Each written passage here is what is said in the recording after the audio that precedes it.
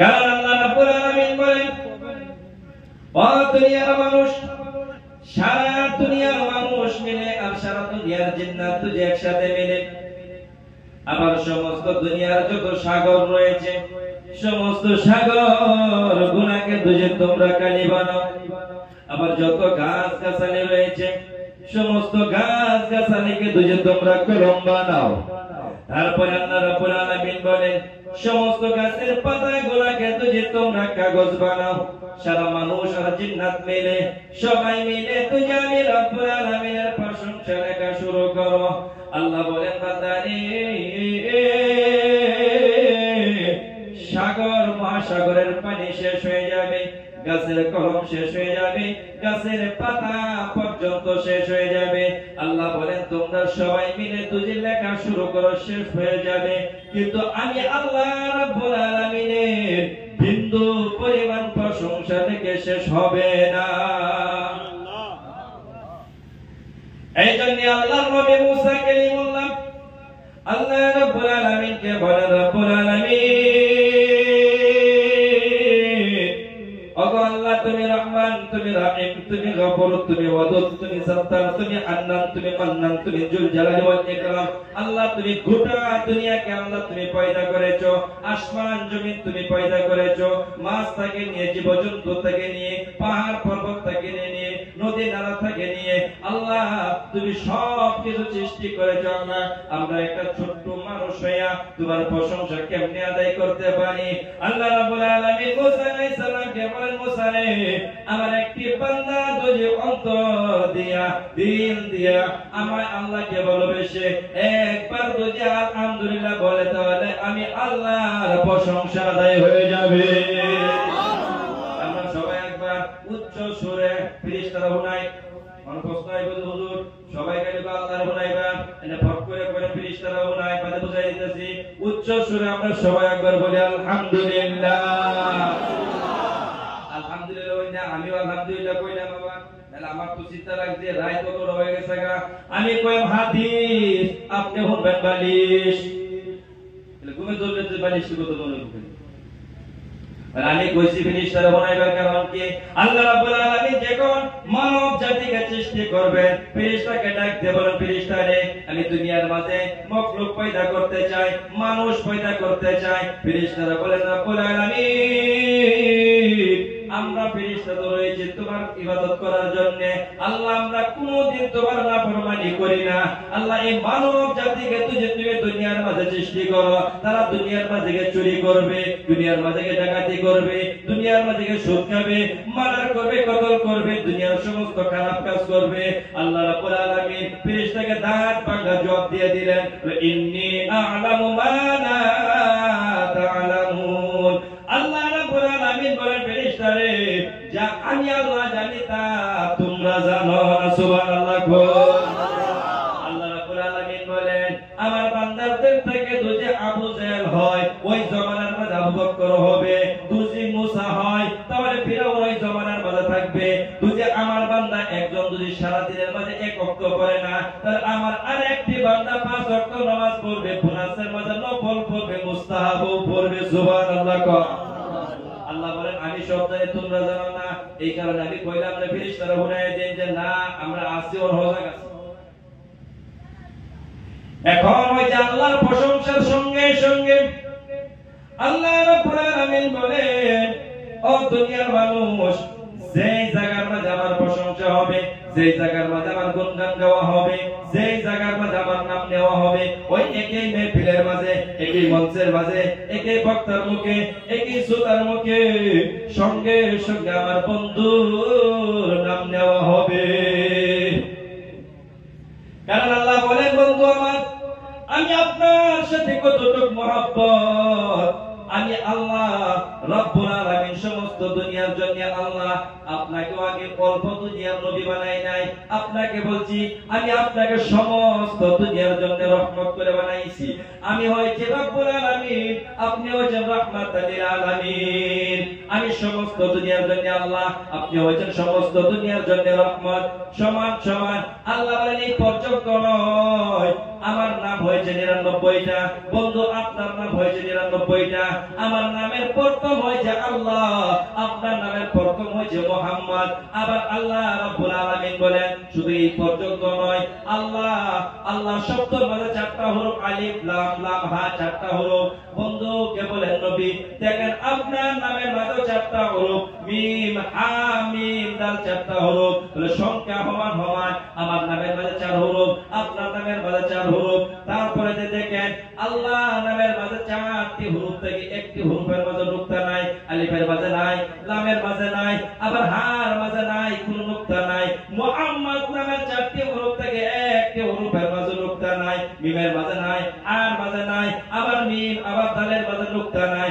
আল্লাহ বলেন আমার নামের মাঝে নুক্তা নাই, আপনার নামের মাঝে নুক্তা নাই, মানে আমার নামের মাঝে বেজাল নাই, আপনার নামের মাঝে কোনো বেজাল নাই। এখন যদি দুনিয়ার মানুষ রে এই নামের মাঝে কোনো বেজাল নিয়ে আসো, আল্লাহ বলেন কাল কিয়ামতের দিন তোমাদের বেজাল হয়ে যাবে। এটা তো কত সুন্দর মিলাই দিছে। খালি এই পর্যন্ত না, আমরা কলিমা যদি কলিমা লা ইলাহা ইল্লাল্লাহ, তারপরে হচ্ছে মুহাম্মাদুর রাসূলুল্লাহ। আল্লাহ বলেন কলিমার প্রথম হয়েছে লা ইলাহা ইল্লাল্লাহ, দ্বিতীয়ত হয়েছে মুহাম্মাদুর রাসূলুল্লাহ, মানে প্রথমে আল্লাহ, দ্বিতীয়তে মুহাম্মাদুর রাসূলুল্লাহ। এখন কলিমার মিলটা দেখুন কি সুন্দর, লা ইলাহা ইল্লাল্লাহ পর্যন্ত 12টা হরফ, আবার মুহাম্মাদুর রাসূলুল্লাহ পর্যন্ত 12টা হরফ। সুবহানাল্লাহ কই 12 হরফের মধ্যে হচ্ছে কিভাবে মিলছে। আবার লা ইলাহা ইল্লাল্লাহ পর্যন্ত 12 হরফ থেকে একটি হরফের মাঝে নুক্তা নাই, আর মুহাম্মাদুর রাসূলুল্লাহ 12টা হরফ থেকে একটি হরফের মাঝে নুক্তা নাই। বিশ্বাস না হলে বাইতে মুসলিম খুলে দেখবেন। এই কথাটা আল্লাহ রাব্বুল আলামিন দুনিয়ার মানুষকে বোঝাইলেন। কলিমার প্রথমে 12 হরফ, দ্বিতীয়তে 12 হরফ, 12 12 24, দিনের মাঝে 12 ঘন্টা, রাতের মাঝে 12 ঘন্টা, 12 12 24। আল্লাহ রাব্বুল আলামিন দুনিয়ার মানুষকে বলেন এই কলিমার মতন তুই জীবন যাপন করতে পারো, চলতে পারো, তাহলে আমি আল্লাহ রাব্বুল আলামিন কলিমার 24টি হরফের বিনিময়ে তোমার 24 ঘন্টার গুনাহ মাফ করে দিব। তুমি খুশি হইলাই? সগীরা গুনাহ মাফ হইব, কবিরা গুনাহ মাফ নাই, তওবা ছাড়া। সুদ খাইছুন মাফ নাই, ড্রাগস খাইছুন মাফ নাই, মদ খাইছুন মাফ নাই, আরেকজন আমাদের উঠবে কাইরা লইয়া মাফ নাই। এটা সগীরা গুনাহ মাফ। সগীরা গুনাহ অল্প নেকি করলে মাফ হয়ে যায়। কিন্তু আমরা মানুষ শুবে বলা সারা ক্ষেত চইতে বলা ট্রাক্টরগুলো বলে কেউ জানা যে লাইলের বগুলো যা লাইলি কোনা ভাই বাতর আইল না বাতর এটা যাওয়ার ট্রাক্টরের উপর একটু সাফাই দিলা এই দিকে একটু সাফ এর বড়টা হয় এরকম দেখাই যাচ্ছে। আবার দেখেন কাটিং মাস্টার ছোটবেলা দেখছি বাতর এরকম বড় বড় এই বড় বড় দেখতে মানে দুই সাইডে কাটে এবং কাটিং মাস্টার কাটতাছে সারাইতেছে এবং সারাইতেছে ফুল চিরাতে ফুল বানাইছে বাতর মানে আইটা জান যায় বেঁকে বেঁকে জান কোন সময় কইরা যা ঠিক অল্প মাটি লাগে এরকম করছেন কবিরা গুনাহ মাফ নাই। আল্লাহ রাব্বুল আলামিন বলেন কলিমার অংশ কলিমার প্রথম আর দ্বিতীয় 24 হরফের বিনিময়ে 24 ঘন্টার গুনাহ মাফ করে দিব। আল্লাহ রাব্বুল আলামিন বলেন বন্ধু শুধুমাত্র কলিমা পর্যন্ত নয় আযানের দিকে আমরা লক্ষ্য করি। প্রথম দেখবেন কি আশহাদু আল্লা ইলাহা ইল্লাল্লাহ, তারপরে হচ্ছে আশহাদু আন্না মুহাম্মাদুর রাসূলুল্লাহ।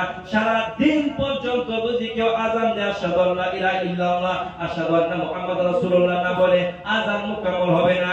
আল্লাহ বলেন বন্ধু প্রথমে আমার নাম তারপরে আপনার নাম।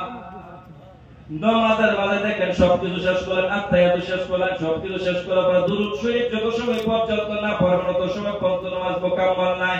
এই জন্য আল্লাহ বলেন বন্ধু দুনিয়ার মাঝে যেই জায়গার মাঝে আমার নাম নেওয়া হবে ওই জায়গার মাঝে আপনার নাম নেওয়া হবে। তা আমরা সবাই একবার নবীর প্রতি দুরূদ পড়ি, সবাই পড়ি সাল্লাল্লাহু আলাইহি ওয়াসাল্লাম। আমি আপনাদের সম্মুখে কুরআন থেকে যে আয়াতটি তিলাওয়াত করছি আয়াতের মধ্যে আল্লাহ রাব্বুল আলামিন বলেন ও দুনিয়ার মানুষ তোমরা যদি আল্লাহর সাথে মহব্বত করতে চাও তাহলে আমি নবীর সাথে মহব্বত করো। যদি আমি নবীর সাথে আমার নবীর সাথে মহব্বত করো তাহলে আল্লাহ রাব্বুল আলামিন তোমার সাথে মহব্বত করবে। এখন মহব্বত কেমনে করতে হবে? বর্তমান যুগের যে ডিজিটাল যুগের যে মহব্বত চলতেছে মোবাইলের মহব্বত, আজকে মহব্বত দেখবেন ইনস্টাগ্রামের মধ্যে পরিচয় হইছে মেসেজ আপডাউন চলতেছে হঠাৎ করে ব্লক মারে একজন আরেকজনের কাছে শেখা খাইছে সেট স্ট্যাটাস লাগাইতেছে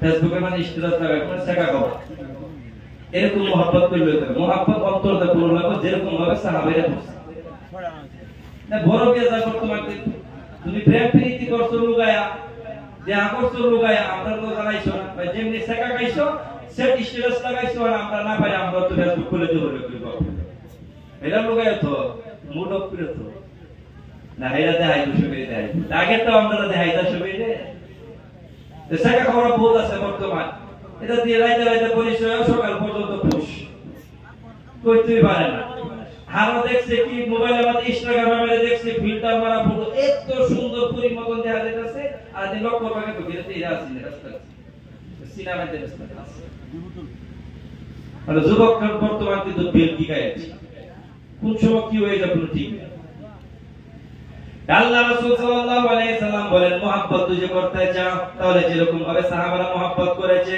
এরকম ভাবে তোমাদের মহব্বত করতে হবে মহব্বত কেমনে করতে হয় আল্লাহর নবীর সাহাবী হযরত বিলাল হাবশী রাদিয়াল্লাহু তাআলা আনহু আল্লাহর সাথে কতটুকু মহব্বত ছিলেন আমার নবীর সাথে কতটুকু মহব্বত ছিলেন আমি এই সদর বিলাল রাদিয়াল্লাহু তাআলা আনহুর ওয়াক্য বললে ইনশাআল্লাহ দেখুন পয়েন্টটা সাফাই লয়ে পড়ো আপনারা কি উড়াউড়ি করবেন আমি জানি রাত বহুত হয়ে থাকা কিন্তু অসুবিধা হই বুঝে যাই হোক ইনশাআল্লাহ যা কয়েকজন আসলে এরকম যাইবার বহুত জন নিয়ত কইরালা এর লিগে তো এই যে এক বক্তায় মুরব্বিরা ডাকতেছেন মনে আছে না যুবকরা বুঝেছি কিন্তু হ্যাঁ অনাবি যদি কইতে ব্যস্ত থাকো তো দয়া করে কেউ আর উড়াউড়ি করবেন না আল্লাহ রাব্বুল আলামিন বলেন মহব্বত কেমনে করতে হবে আল্লাহর সাথে মহব্বত কেমনে করবেন আল্লাহর নবীর সাহাবী বিলাল হাবশী রাদিয়াল্লাহু তাআলা আনহুর কথা আমরা সবাই জানি বিলাল হাবশী রাদিয়াল্লাহু তাআলা আনহু কলিমা পড়ে মুসলমান হয়ে গেলেন মুসলমান হয়ে যাওয়ার কারণে বিলাল যেই বাড়ির মাঝে গোলাম ছিলেন ওই বাড়ির মাঝে বিলালকে এমন আঘাত দিতে লাগলো বিলাল হাবশী রাদিয়াল্লাহু তাআলা আনহুকে সারা রাত পর্যন্ত কোন সময় আবু জেহেল মারে কোন সময় উতবা মারে কোন সময় শৈবা মারে মারতে মারতে সারা রাত পার করে দেয় আবার সকাল বেলা বিলালের গলার মাঝে বাঁশি লাগাইয়া মক্কার জমিনের মাঝে যখন চেঁচায় বিলালের জবান থেকে শুধুমাত্র একখান কথা বের হয় আহাদ আহাদ আল্লাহ ছাড়া কোনো মাবুদ নাই আল্লাহ ছাড়া কোনো মাবুদ নাই এরকম ভাবে বিলালের তার দিন পার হইতেছে আবার কোন সময় বড় একখান পাথর নিয়া বিলালের বুকের উপর রেখে দেয় বিলাল এই দিকে লড়তে পারে না ওই দিকে লড়তে পারে না এমন করে বিলালের দিন কাটায় আর আল্লাহকে ডাক দিয়ে বিলাল বলেন মাবুদ গো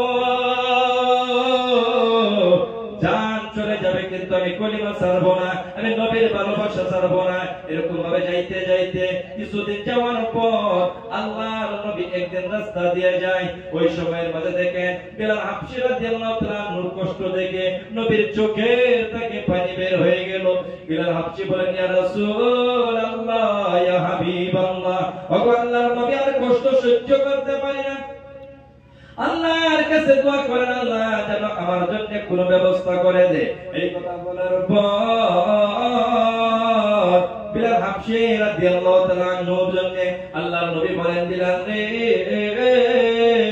ইন্নাল্লাহা মা'আস সাবিরিন সবর করনে ওয়ালার সাথে আল্লাহ থাকে বিলাল হাবশী রাদিয়াল্লাহু তাআলা আনহুর কাছ থেকে নবী চলে গেলেন আবার কিছুদিন পর এই রাস্তা দিয়ে আবু বকর সিদ্দিক রাদিয়াল্লাহু তাআলা আনহু এই রাস্তা দিয়ে যায় আবু বকর দেখেন বিলালের অবস্থা দেখলেন বিলালের অবস্থা দেখে আবু বকর সহ্য করতে পারলেন না আর বিলালকে ডাকতে বলেন বিলাল রে আমি তোমার আযাদের ব্যবস্থা করে দেই বিলালের খাদিম মালিকের কাছে গেলেন উমাইয়ার কাছে গিয়ে বলেন উমাইয়া রে বিলালকে তোমরা এমন মারছো গো বিলাল আর তোমার কোনো কাজে লাগবে না একটি কাজ করো বিলাল আমার কাছে তুমি বিক্রি করে দাও আমি একখান গোলাম তোমাকে দিয়ে দেই রবাবজান ভাইজানেরা আবু বকর সিদ্দিক রাদিয়াল্লাহু তাআলা আনহু যখন বিলালকে কিনলেন বিলালকে কিনে আল্লাহর নবীর দরবারে নিয়ে গেলেন বলেন ইয়া রাসূলুল্লাহ ইয়া হাবিবাল্লাহ আমি বিলালকে আল্লাহকে ওয়াস্তে আযাদ করে দিলাম সুবহানাল্লাহ কর আল্লাহর নবী বলেন বিলাল তুমি আজকে থেকে আযাদ হয়ে গেল এই ছিলেন আল্লাহর সাথে মহব্বত কত মার খাইছে তবু কিন্তু কোনদিন আল্লাহ ছাড়লেন না নবী ছাড়লেন না এখন বিলাল এতটুক মহব্বতের কারণে কি পাইছে দেখেন আল্লাহ রাব্বুল আলামিন বিলালকে কতটুকু সম্মান দিয়েছেন নবী আমার। মক্কা থেকে যখন মদিনায় হিজরত করলেন, মদিনার মাঝে গিয়ে একটা ছোট্ট একটা মসজিদ বানাইলেন। মসজিদ বানানোর পর নবীজি ডাক দিয়ে বলেন, বিলাল রে, যেহেতু কলিমার জন্য মক্কার জমিনের মাঝে তুমি খুবই কষ্ট করেছো রে বিলাল, আজকের থেকে তুমি এই ঘরের মুয়াজ্জিন হয়ে গেলা। বিলাল এই দিন থেকে মসজিদে নববীর মুয়াজ্জিন হয়ে গেলেন। সুবহানাল্লাহ। মানে যেই কলিমার লাগে মাই খাইছে দিনের মাঝে 5 বার হয়ে আল্লাহর ডাকে বিলাল। 1 বছর 2 বছর কিছুদিন যাওয়ার পর একদিন সাহাবীরা বলেন, ইয়া রাসূলুল্লাহ, ইয়া হাবিবাল্লাহ, বিলাল যেহেতু হাবশার মানুষ, ওনার শীত উচ্চারণ হয় না, বিলালের থেকে সুন্দর সুরে আযান দেওয়ার মতো মানুষ মদিনার মাঝে রয়েছে। ইয়া রাসূলুল্লাহ, বিলালকে বাদ দিয়ে অন্য কাউকে আপনি অন্য কাউকে মুয়াজ্জিন বানিয়ে দেন। নবীজি একজন একজন করে সাহাবীকে ডাক দিয়ে বলেন, ওরে সাহাবী রে, কি গো তোমাদের রায় কি? সমস্ত সাহাবীরা বললেন, ইয়া রাসূলুল্লাহ, ইয়া হাবিবাল্লাহ, বিলালকে বাদ দিয়ে অন্য কাউকে আপনি মুয়াজ্জিন বানিয়ে দেন। নবীজি একজন সাহাবী ইবনে মকতুম রাদিয়াল্লাহু তাআলা কে ডাক দিলেন, বাবা রে, কালকে থেকে তুমি আযান দিও। এই কথা ফয়সালা হয়ে গেলেন, নবী আমার চলে গেলেন। সমস্ত সাহাবীরা যখন মসজিদ থেকে বের হয়ে গেল, হাবশার কালো বিলাল মসজিদ থেকে বের হয় নাই। কালো বিলাল মসজিদের একটি কোণার মাঝে সিজদার মাঝে পড়ে কান্দে, আল্লাহর কাছে দোয়া করে, মাবুদ গো, এই কলিমার জন্য আমি কত কষ্ট করেছি আল্লাহ। আল্লাহ আমার সাহাবী ভাইরা জানে না গো, আমি মক্কার জমিনের মাঝে কত কষ্ট করেছি, কত মার খাইছি গো আল্লাহ। আমি যখন দিনের মাঝে 5টা আল্লাহ তোমার নাম নিতাম, মনের মাঝে শান্তি লাগতো, কিন্তু সাহাবীদের রায় দেওয়ার কারণে মনে হয় নবীজি আমাকে মুয়াজ্জিনের থেকে বাদ দিয়েছে। ও আল্লাহ, তুমি যদি তোমার ঘর থেকে আমাকে বাদ না দাও, কিয়ামত পর্যন্ত আমাকে কেউ বাদ দিতে পারবে না। এরকম ভাবে কাঁদতে কাঁদতে ফজরের সময় হয়ে গেলেন। দয়ার নবী, মায়ার নবী মসজিদের মাঝে আসলেন। মসজিদের মাঝে আসার পর 2 রাকাত নামাজ মুকম্মল করলেন, সুন্নাত পড়লেন। সুন্নাত পড়ার পর নবীজি দেখেন আজকে এখন পর্যন্ত খালি আন্দাজ শেষ হয় না। কারণ কি? এমনি সময় শোনা যায় জিবরাইলের আগমন। জিবরাইল আলাইহিস সালাম নবীকে সালাম দিয়ে বলেন, ইয়া রাসূলুল্লাহ, ইয়া হাবিবাল্লাহ, আল্লাহ রাব্বুল আলামিন জানতে চান আল্লাহর ঘর মসজিদে নববীর মাঝে আজকে আযান হয় নাই, কারণ কি? ওই সময় আল্লাহর নবী বলেন, জিবরাইল কি বলো? অন্য দিনের থেকে সুন্দর সুরে আযান হয়েছে, অন্য দিনের থেকে উচ্চারণ ভালো হয়েছে। আমার সমস্ত সাহাবীরা মসজিদের মাঝে আসছে, শয়তান মদিনা ছেড়ে পালাইছে, তুমি কি বলো আযান হয় নাই? জিবরাইল বলেন, ইয়া রাসূলুল্লাহ, ইয়া হাবিবাল্লাহ, অন্য দিনের থেকে সুন্দর আযান হইতে পারে, অন্য দিনের থেকে উচ্চারণ ভালো হইতে পারে, কিন্তু নবী গো একখান কথা মনে রাখবেন, এতদিন পর্যন্ত যিনি আযান দিতেন, ওনার আযান শুধুমাত্র মদিনা নয়, আল্লাহর আরশ পর্যন্ত গিয়ে লাগতো। সুবহানাল্লাহ। আজকে আপনার যিনি সাহাবী আযান দিতেন, আযান শুদ্ধ হইতে পারে, সুর শুদ্ধ হইতে পারে, কিন্তু ওনার আযান শুধুমাত্র মদিনার মাঝে ঘুরছে, আসমান পর্যন্ত যায় নাই। নবীজি এখন আল্লাহর ফয়সালা শুনেন। আল্লাহ রাব্বুল আলামিন সাফ এলান করে বলে দিয়েছেন, যত সময় পর্যন্ত হাবশার কালো বিলাল আযান না দিবে গো, অত সময় পর্যন্ত আল্লাহ দুনিয়ার মাঝে সূর্য উদয় করবে না। এই কথা কওয়ার পর নবীজি ডাক দিছে, বিলাল বাবা কই তুমি? এদিকে আও। বিলাল রাতানো মসজিদের কোণা থেকে বাইরে আইছে। নবীজি কইতেছে, আমি আমার ব্যক্তিগত তোমার বাদ দেই নাই, সাহাবীরা বলার কারণে, রায় দেওয়ার কারণে আমি বাদ দিয়েছি। ওরে বিলাল, তুমি দুনিয়ার কোন মানুষের কাছে তুমি অভিযোগ নিয়ে যাও নাই, তুমি সরাসরি হিসাবে একদম হেড অফিসে যোগাযোগ করেছো। এবার আল্লাহ বলেছে, যত সময় পর্যন্ত তুমি বুঝে আযান না দিবে, তত সময় পর্যন্ত সূর্য উদয় হবে না, দুনিয়ার মানুষ আন্ধারের মধ্যে থাকতে হবে। যাও বাবা বিলাল, তুমি কি আযান দাও। বিলাল যখন আযান দিলেন, আযান দেওয়ার পর নবীজি মুখতাসর 2টা সূরা দিয়া নামাজটা যখন শেষ করলেন, শেষ করে বের করে যখন বের হয়ে মসজিদ থেকে বের হয়ে দেখেন সূর্যটা নবীজির মাথার উপরে, মানে আধা দিন গেছে, দিন আন্ধারি হয়ে গেছে। এর নাম হইছে মুহাব্বত। মানে এই যে পরিমাণ লাগে মার গেছি মক্কা, আল্লাহ তার বদলায় যেরকম ভাবে দিচ্ছে, সমস্ত সাহাবীরা কইছে বাদ দিবার লাগিয়া, আল্লাহ কো আমি বাদ দিতাম না, আমার ঘরের মধ্যে থাকবো। কিন্তু এখন দেখেন এই বিলাল, আল্লাহর সাথে মহব্বতের কথা আমি বললাম, এখন দেখেন বিলাল নবীজির সাথে কতটুকু মহব্বত ছিলেন। বিলাল হাবশী রাদিয়াল্লাহু তাআলা আনহু এমন একজন সাহাবী ছিলেন গো, যখন নবীজি দুনিয়ার থেকে বিদায় হয়ে গেলেন, বিলাল যখন আযানের জন্য দাঁড়াইলেন, আযান দেওয়ার সময় যখন আশহাদু আল্লা ইলাহা ইল্লাল্লাহ বললেন, তারপরে যখন আশহাদু আন্না মুহাম্মাদুর রাসূলুল্লাহ বলবে, বিলালের একটা নিয়ম ছিলেন, যখন বলতেন আশহাদু আন্না মুহাম্মাদুর রাসূলুল্লাহ, নবীজির ঘরের দিকে এরকম ভাবে তাকাইতেন। নবী আমার বিলালের দিকে তাকায় বলতেন, বিলাল তুমি সত্য বলেছো, আমি আল্লাহর রাসূল। কিন্তু নবীজি ইন্তেকালের পর বিলাল হাবশী রাদিয়াল্লাহু তাআলা আনহু যখন আযানের জন্য দাঁড়াইলেন, আযানের জন্য দাঁড়ানোর পর যখন আশহাদু আল্লা ইলাহা ইল্লাল্লাহ বললেন, আশহাদু আল্লা ইলাহা ইল্লাল্লাহ বলার পর যখন আশহাদু আন্না মুহাম্মাদুর রাসূলুল্লাহ বললেন, নবীজির ঘরের দিকে তাকাইলেন, নবীজির চাঁদ পাকা সূর্য পাকা চাঁদের মতন চেহারা দেখে বিলাল কাঁদতে কাঁদতে বেহুশ হয়ে গেলেন। ওই দিন থেকে বিলাল হাবশী রাদিয়াল্লাহু তাআলা আনহু বলেন, এই মদিনার জমিনের মাঝে আমি আর থাকবো না, কারণ আমি যখন দেখি নবীজির মুসনার মাঝে আবু বকর নামাজ পড়ায়, আমি যখন মদিনার অলি গলির মাঝে ঘুরি, আমার নবীকে দেখতে পাই না, আমি সহ্য করতে পারি না। আরে বাপজান ভাইজানেরা, এর নাম হয়েছে মহব্বত। একদিন যেদিন নবীজি ইন্তেকাল হয়েছে, একজন সাহাবী খাজুই গাছের বাগানের মাঝে পানি দেয়, সাহাবীর কানের মাঝে খবর গেল নবী আমার দুনিয়ার মাঝে নাই। সাহাবী রাসূল গো আসমানের দিকে ভাবে তাকাইলেন, তাকায় বলেন, ইয়া রাব্বুল আলামিন, আমি আমার এই দুইটা চোখ রিজার্ভেশন করে রেখেছিলাম, আল্লাহ আল্লাহ আমি আমার দুইটা চোখ রিজার্ভেশন করে রেখেছিলাম শুধুমাত্র নবীকে দেখার জন্য। আমি নবীকে দেখে আসছিলাম, এখন গিয়ে যদি আমার নবীকে দেখতে না পাই, এই চোখ দুইটার আমার কোনো প্রয়োজন নাই, আল্লাহ তুমি আমাকে বন্ধ বানায়া দাও। এই দোয়া করার পর আল্লাহ রাব্বুল আলামিন সঙ্গে সঙ্গে ওনাকে বন্ধ বানায়া দিলেন। সুবহানাল্লাহ। এর নাম হয়েছে মহব্বত।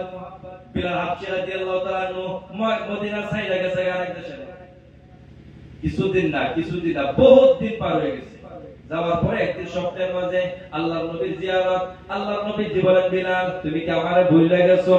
একদিনও আমারে দেখবা না।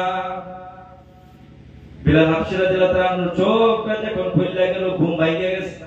ঘুম ভাঙার পর বিলাল হাবশী রাদিয়াল্লাহু তাআলা আনহু কান্দে বলে, ইয়া রাসূলুল্লাহ, ইয়া হাবিবাল্লাহ, আমি আপনাকে কোনো সময় বলতে পারি না, ওগো নবীজি, আমি মদিনার গলির মাঝে যখন আপনাকে দেখতে না পাই, আপনার মুস্তার মাঝে আবু বকর নামাজ পড়াই, আমি আযান দেওয়ার পর যখন আশহাদু আন্না মুহাম্মাদুর রাসূলুল্লাহ বলি, ওই সময় আপনার চেহারা দেখতে পাইয়া নবী আমি সহ্য করতে পারি না, এই জন্য মদিনা ছেড়ে দিয়েছিলাম।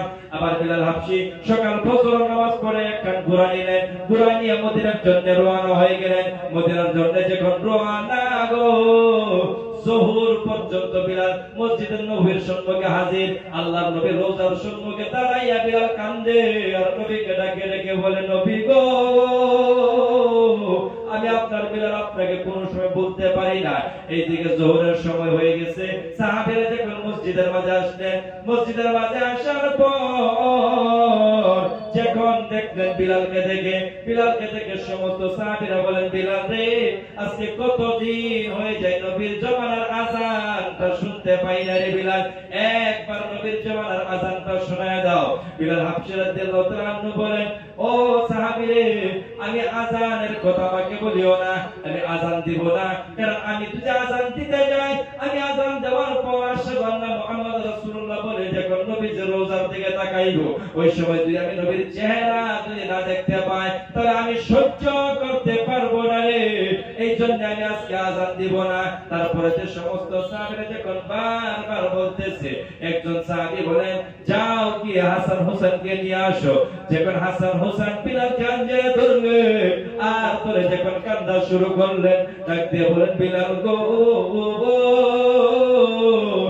একবার নানার জমানার আযানটা শোনায় দাও। নানাকে দেখতে পাই না, ওই বেদনা বলতে পারি না, একবার যদি নানার জমানার আযানটা শোনায় দাও রে বিলাল, তাহলে নানার জমানার আযান আযানটা শুনে আজকে আমার মনটা শান্তি হয়ে যাবে। বিলাল হাবশী বলেন এখন আর আমি মানা করতে পারবো না, কারণ নবী আমার দেখেছি হাসান হোসেনকে কতই না মায়া করতেন, মুহাব্বত করতেন। নবী আমার বলতেন হাসান হোসেন আমার কলিজার টুকরা, তাদেরকে যদি কেউ আঘাত দেয় তারা সরাসরি সাহাবী নবীকে আঘাত দিল। আমি এখন বিলাল বলেন এখন আমি আর মানা করতে পারি না। বিলাল হাবশী রাদিয়াল্লাহু তাআলা আযানের জন্য যখন দাঁড়ায় গেলেন, আযান ওইদিকে বিলাল আযান দেয়, আল্লাহু আকবার যখন আযান শুরু করলেন, ওইদিকে মদিনার সমস্ত মহিলারা পর্যন্ত ঘর থেকে বের হয়ে গেলেন। নবীর জামানার আযান শুনে সমস্ত মহিলারা পর্যন্ত কাঁদে, মা বোন পর্যন্ত কাঁদে, শিশু বাচ্চা কাঁদতে কাঁদতে মসজিদের দিকে রওনা হয়ে গেলেন। সাহাবারা যেই কামের মধ্যে ছিলেন সমস্ত সাহাবীরা কাঁদতে মসজিদের দিকে দৌড়ানো শুরু করলে, কারণ সবারই মনের মাঝে একখান কথা মনে পড়ে গেল, হায়রে আমার নবীর জামানার আযান, আমার নবী তো নাই দুনিয়ার মাঝে। সবাই কাঁদতে কাঁদতে মসজিদের নববীর দিকে দৌড়া শুরু করে দিল। ওই সময় মাসুম বাচ্চা কাঁদতে কাঁদতে সাহাবীদের কাঁদে তুললেন আর বলেন চাচা গো একবার বলো বিলাল দুজি করে আসছে, তাহলে আমার নবী কোন দিন করে আসবে। এই কথা বলার পর সাহাবীরা সহ্য করতে পারলেন না যে আমি এই ছোট্ট মাসুম বাচ্চাদেরকে কেমনে বুঝাই যে নবী আর করে দুনিয়ার মাঝে আসবে না। ওইদিকে বিলাল আযান দেয়, ওইদিকে মদিনার উট পর্যন্ত খাওয়া ছেড়ে দিয়েছে, কানটা লাগায় নবীজির আনুজমানার আযানটা শুনে আর কান্দে, আর নবীর কথা মনে পড়ে জানোয়ার পর্যন্ত কান্দে। আরে বাপজান ভাইজানেরা গো, আমরা আজকে নবীর কেমন আশিক কেমন পাগল গো, আমরা আজকে নামাজ পড়ি না, রোজা রাখি না, আজকে মা বাবার খিদমত করি না, মাকে আমরা কত জ্বালাই, বাবাকে কত কষ্ট দেই। নবীর আশিক হইয়া কোনো সময় এগুলা কাজ করা যাবে না। আল্লাহর নবীর সাহাবীরা এমন পাগল ছিলেন নবীজির জন্য। বিলালের এই দিকে আযান শুরু, সাহাবীরা কান্দে। বিলাল যখন আশহাদু আল্লা ইলাহা ইল্লাল্লাহ বলার পর যখন আশহাদু আন্না মুহাম্মাদুর রাসূলুল্লাহ বলে, নবীর রওজার দিকে এরকম ভাবে তাকাইলেন, তাকায় দেখলেন আমার নবীর চেহারাটা আর দেখা যায় না। ওই সময়ের মাঝে বিলাল একখান চিৎকার মেরে জমিনের মাঝে পড়ে গড়াগড়ি শুরু করে দিলেন। সাহাবারা বিলালকে বললেন বিলাল কান্না বন্ধ করো। বিলাল আযানটা মুকাম্মল করলেন, মুকাম্মল করার পর নামাজটা পড়ে বলেন নবীজি রওজার মাঝে আখিরে সালামটা দিয়ে বললেন ইয়া রাসূলুল্লাহ ইয়া হাবিবাল্লাহ, আমি হাসরের ময়দানে আপনার সাথে দেখা করব, আর কোনদিন মদিনার মাঝে আসবো না, কারণ আপনার খালি জায়গা আমি কোন সময় থেকে সহ্য করতে পারি না গো নবীজি। এই কথা বলে বিলাল চলে গেল। বাপজান ভাইজানেরা, এই ছিল মুহাব্বত, এর নাম হয়েছে মুহাব্বত। মুহাব্বত করলে নবীজির সাথে মুহাব্বতের ফায়দা কি হয়েছে বিলালের? দেখুন ফায়দা এমন ফায়দা হয়েছে, আল্লাহর নবী বলেন বিলাল রে, যেই সময় কাল কিয়ামতের দিন আল্লাহ আমাকে বলবেন জান্নাতে প্রবেশ করার জন্য, আমি বিলাল তুমি আমার উটের লাগাম ধরে আমার সাথে সর্বপ্রথম জান্নাতের মাঝে চলে যাবা। সুবহানাল্লাহ। এর নাম হইছে মুহাব্বত। আর আমরার মুহাব্বতটা দেওয়া কিরকম মুহাব্বত নবীজির লাগে, তাই নাই বুকের মাঝে আবার মুহাব্বত, নামাজ নাই আবার মুহাব্বত, রোজা নাই মুহাব্বত, চোর ডাকাতি যত কুকর্ম আছে আবার বলি নবীজির সাথে মুহাব্বত। বাবা এরকম ভাবে ধোঁকাবাজি চলবে না।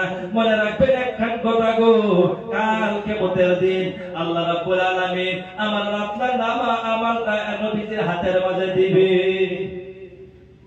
জীবন ভরা তো বয়ানা হুজুর নবীর সুপারিশ করব, 100% সুপারিশ করব, কিন্তু আল্লাহ রাব্বুল আলামিন বলেন বন্ধু করেন আপনার উম্মতের সুপারিশ, আমি বাধা দিব না, কিন্তু এই নামা আমালটা আমি আপনার হাতের মাঝে দিলাম, নামা আমালটা আপনি পড়েন। নামা আমালটা কেমন হবে গো বাবা মনে রাখবেন, আপনি যদি 1 টাকা মসজিদ মাদ্রাসার মাঝে দিবেন এটাও লেখা, আপনি যদি কোন জায়গার মাঝে একটু নেকির কাজ করতেন তাও লেখা, আপনি যদি ভালো কাজ করতেন তাও লেখা, গুনাহ করতেন তাও লেখা, সব কিছু লেখা। রাত্র আন্ধারের মাঝে ঘরের দরজা বন্ধ করে লাইটটা নিভাইয়া কম্বলের তলে আপনি কি গুনাহ করছেন সেইটা ওইটার মাঝে লেখা। নামা আমালটা যেরকম ভাবে দেওয়া হবে, কিন্তু এই সময়ের মাঝে বলেন আল্লাহর নবীর হাতের মাঝে আমার আর আপনার নামা আমালটা দেওয়া হবে। নবী আমার যখন নামা আমালটা আপনারা আমার উল্টায়া দেখবেন, প্রথম পৃষ্ঠা উল্টায়া দেখবে ফজর নাই, দ্বিতীয় পৃষ্ঠা উল্টায়া দেখবে যোহর নাই, তৃতীয় পৃষ্ঠা উল্টায়া দেখবে আসর নাই, চতুর্থ পৃষ্ঠা উল্টায়া দেখবে মাগরিব নাই, আবার পঞ্চম পৃষ্ঠা উল্টায়া দেখবে ফজর নাই, আবার পৃষ্ঠা উল্টায়া দেখবে রোজা নাই, পৃষ্ঠা উল্টায়া দেখবে হজ নাই, পৃষ্ঠা উল্টায়া দেখবে চুরি, পৃষ্ঠা উল্টায়া দেখবে সুদ, পৃষ্ঠা উল্টায়া দেখবে মদ। এমনি সময় নবী আমার ডাক দিয়ে বলবেন উম্মত রে, কেবল কেমন নামা আমলটা লয়ে আইছো আমি আল্লাহর কাছে কেমনে তোমার সুপারিশ করি ও উম্মত তুমি ভুলে গেছো কি আমি তোমার জন্য কত কষ্ট করেছি আমি তোমার জন্য তাইফের গলির মাঝে গিয়ে পাথর খাইছি 3 কিলোমিটার পর্যন্ত আমাকে পাথর মারছে গো ওই পাথর খাইয়া কোন সময় জমিনের মাঝে আমি পড়ে গেছি আবার দৌড়াইছি এরকম ভাবে 3 কিলোমিটার পর্যন্ত আমাকে পাথর মারছে তারপরে আমি আবার পেটের মাঝে পাথর বাঁধছি আমার মাথা মুবারক উহুদের ময়দানের মাঝে পাঠাইছি দান মুবারক পাঠাইছি মায়ের দেশ বাবার দেশ তোমাদের জন্য আমি ছাড়লাম 23টা বছর জিন্দেগি তোমাদের জন্য আমি কাটলাম কোন একদিন বাকি থইলাম না তারপরে যে তুমি কেমন নামা আমলটা লই আইছো ওই সময় বাবা গো নবীজির সম্পর্কে বলার কোনো কিছুই থাকবে না আর একটা কথা বলে রাখবেন নবী আমার যদি সুপারিশ না করে কাল কিয়ামতের দিন জান্নাতের মাঝে আপনারা আমি প্রবেশ করতে পারবো না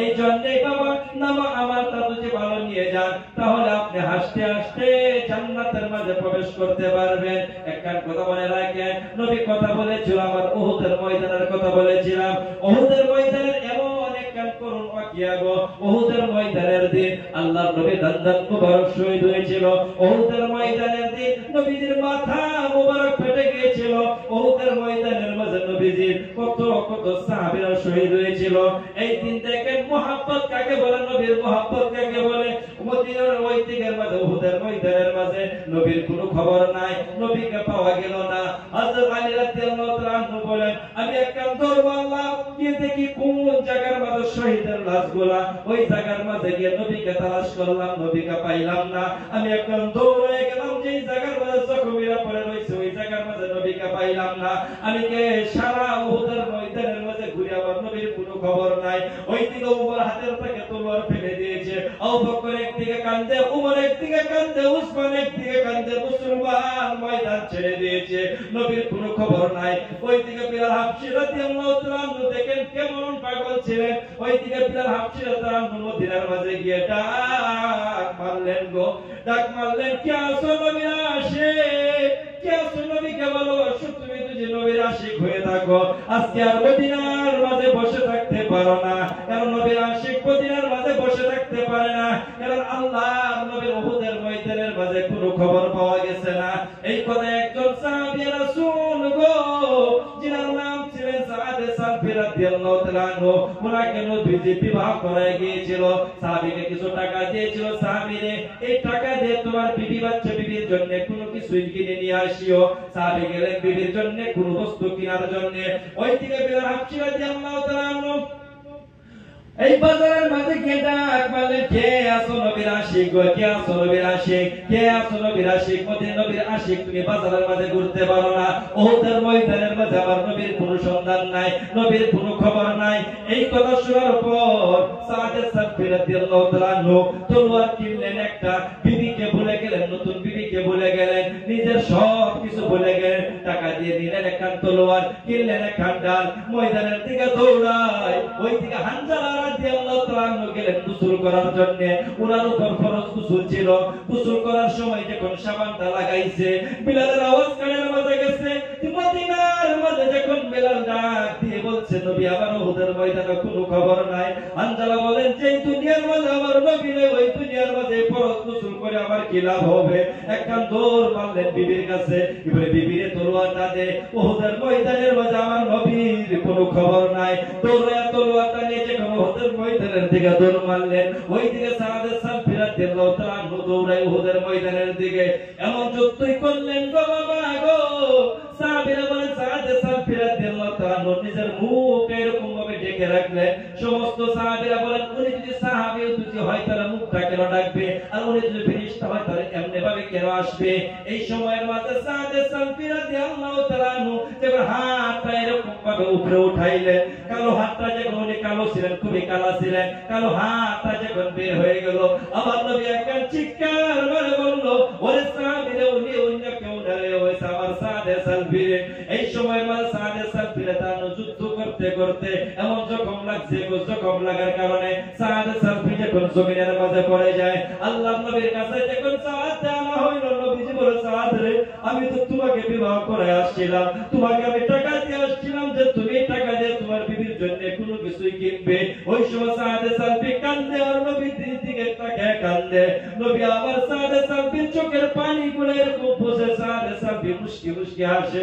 সাদে সালবির তার বলে আস্তে কান্দার মজাই বেলে আমি কান্দবো আমার নবী আমার চোখের থেকে পানিগুলো বুঝবে আল্লাহর নবী পানি বুঝে আর সাদে সালবি কান্দে ওই সময় সাদে সালবির দেবতা ডাক দিয়ে বলেন ইয়া রাসূলুল্লাহ ইয়া হাবিবাল্লাহ আমি কি শহীদ হয়েছি বলো নবীজি আল্লাহর নবী বলেন সাদ রে যে যেই জায়গার মাঝে শহীদ হয় ওই জায়গাটাই কাল কিয়ামতের দিন আল্লাহর কাছে হিসাব দিবে ওরে সাদ কাল কিয়ামতের দিন আমি নবী তোমার সাক্ষী হয়ে দাঁড়াইবো যে তুমি আমার কোলের মাঝে শহীদ হইছো সুবহানাল্লাহ এর নাম হইছে মুহাব্বত এই দিকে থেকে আবার হানজালা রানু যুদ্ধ করতে করতে শহীদ হয়ে গেছে হানজালার পিঠে দৌড়ে আইছে কারণ উনি জানে ওনার বিয়ে ওনার স্বামীর উপরে গোসল ফরজ হয়েছে নবীজিকে ডাক দিয়ে বলেন ইয়া রাসূলুল্লাহ ইয়া হাবিবাল্লাহ হানজালার উপরে গোসল ফরজ আছে কিন্তু আপনার খবর পায় দৌড়ে আইছে কাঁদতে কাঁদতে শহীদ হয়ে গেছে তো আল্লাহর নবী আমার স্বামীকে আপনি গোসলটা দিয়ে তারপর কবরটা দিয়ে নবীজি এমনি বলেন সাদে সালফির দিকে তাকায় নবী এই সময় হানজালার দিকে তাকায় নবীজি বলেন ও সাহাবীরা রে আমার হানজালার গোসল দিতে লাগবে না হানজালার গোসল আরশের মাঝে আল্লাহর ফেরেশতারা দিয়ে দিয়েছে সুবহানাল্লাহ চিৎকার দিয়ে গো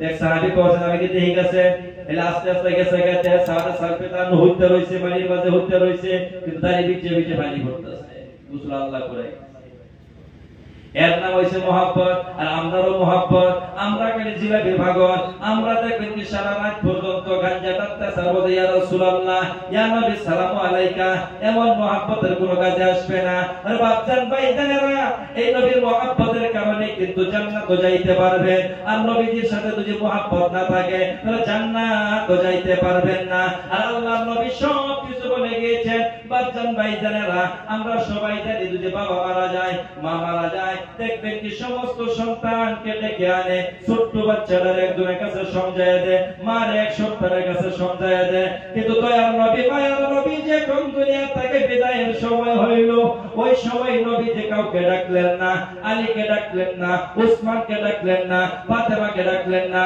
হাসান হোসেনকে ডাকলেন না আবু বকরকে ডাকলেন না উমরকে ডাকলেন না ওই সময়ের মাঝে জিবরাইলকে বলেন জিবরাইল আমি দুনিয়ার থেকে যদি চলে যাই আমার এই গুনাহগার উম্মতের কি হবে আমি কার কাছে সঞ্জাত হয়ে যাইব জিবরাইল আল্লাহর কাছে বলে আল্লাহ গো তোমার নবী যদি দুনিয়ার থেকে চলে আসে এই গুনাহগার উম্মত গুলা কার কাছে রেখে আসবে এই কথা বলার পর আল্লাহ রাব্বুল আলামিন বলেন ওরে জিবরাইল আমার নবীকে বলে দিও কিয়ামত পর্যন্ত এই উম্মতের জিম্মাদারি নয় আসর পর্যন্ত নয় ফুলসিরাত পর্যন্ত নয় যত সময় পর্যন্ত উম্মতে মুহাম্মদী জান্নাতে না যায় কত সময়ের জিম্মাদারি আমি আল্লাহ নিজে নিয়ে নিলাম সুবহানাল্লাহ সঞ্জাত হয়ে গেছে এটা খুবই বেজার আছে এখন থেকে আমাদের অঞ্চলের মাঝে এমন কত যুবক আছে যারা আমরা নামাজ পড়ি কথা ঠিক কিন্তু মা বাবার কোনো সময় আমরা খেয়াল করি না যে মা যে বাবা আমাকে আর আপনাকে কতই কষ্ট করে লালন পালন করেছে যে মা নিজে না খাইয়া আমাকে আপনাকে খাওয়াইছিল যে বাবা নিজে কর্ম করে কষ্ট করে আমাকে আপনাকে লালন পালন করেছিল আরে যুবক ভাইরা মনে রাখবে যতই নামাজ পড়ো না কেন যতই তুমি উমরা করো না কেন যতই তুমি হজ করো না কেন যে মার কলিজার মধ্যে আঘাত দিয়েছো তাহলে আল্লাহ কখনো তোমাকে ক্ষমা করবে না আল্লাহ তোমাকে কখনো ছাড়বে না একজন আল্লাহর বান্দা নিজের বিবির সাথে থাকে মা বাবা কষ্ট করে লেখাপড়া শিখাইলো চাকরিটা হয়ে গেল বিবির জন্য পাগল বিবি বলে তোমার বুড়া মা বাবাকে আমি সহ্য করতে পারবো না তোমার বুড়া মা বাবা যদি আমাদের থাকে আমার সাথে খাইতে লাগে বাড়ির মধ্যে থাকবো না চলো একটা কাজ করে আমরা বিদেশে চলে যাই ওই যুবকের টাকা পয়সা ছিল বাবা নিজের যৌবন কালটা শেষ করে দিল তাকে লেখাপড়া শেখানোর জন্য ওই সময়ের মাঝে যুবকটা করলেন কি সৌদির ভিসা নিয়ে সৌদির মাঝে চলে গেলেন 1 বছর নয় 2 বছর নয় 7 বছর পর্যন্ত ওই যুবকটা 7টা হজ করলেন 7 নম্বর হজের সময় একজন আল্লাহর ওলির সাথে দেখা হয়ে গেল। আল্লাহর ওলিকে ডাক দিয়ে বলেন, হুজুর আমি 7 নম্বর হজ করতে আসছি, কিন্তু 7 নম্বর হজ করার পরে যে আমার মনের মাঝে কোনো শান্তি লাগে না। হুজুর ডাক দিয়ে বলেন, বাবা রে তোমার কি মা বাবা আছে নাকি জানো কি? ওই সময় যুবকটা বলেন, হুজুর আমি আমার মা বাবাকে খুবই আঘাত দিয়েছি, মা বাবাকে খুবই কষ্ট দিয়েছি। এই কথা বলার পর ওই মানুষটা বলেন, ওলি বলেন, ওরে বাবা তুমি তোমার হজ বাদ দাও, তুমি কি তোমার মা বাবাকে প্রথম রাজি করো, মা বাবা যদি খুশি হয়ে যায় তাহলে তোমার হজ কবুল হবে, আর মা যদি নারাজ থাকে আল্লাহ হজ কবুল করবে না। যুবকটা বাড়ির মাঝে আসলেন, 7, 10, 8, 9 বছর 10 বছর পরে আসলেন। রাস্তার মাঝে একজন বুড়া মানুষের সাথে দেখা, বুড়াকে ডাক দিয়ে বলেন, বাবা অমুক জায়গার মাঝে একটা বাড়ি ছিল, একজন বুড়া বুড়ি মানুষ ছিল, তারা জিন্দা আছে কিনা জানেন কি? ওই সময় বুড়া ডাক দিয়ে বলেন, বাবা রে তাদের একটা সন্তান ছিল, বুড়া নিজের সমস্ত সম্পদ শেষ করে দিয়ে তাকে লেখাপড়া শিখাইলো, চাকরিটা পর্যন্ত লয়ে দিল। যেমনি চাকরি হইল, ওই যুবক তার বিবির কথা শুনে কলিজার টুকরা মা বাবার পালাইয়া বিদেশের মাঝে চলে গেছে।